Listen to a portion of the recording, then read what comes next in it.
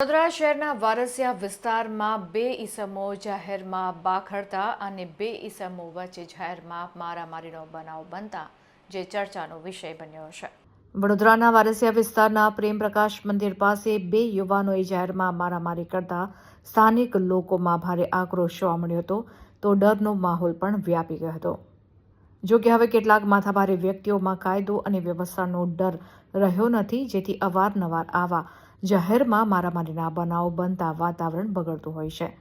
ત્યારે પોલીસની પેટ્રોલિંગ તેમજ કાર્યવાહી પર પણ અનેક સવાલો ઊભા થઈ રહ્યા છે. જો કે સોશિયલ મીડિયા ઉપર અપડેટ થયેલ આ વિડીયોને DNTV પુષ્ટિ કરતું નથી.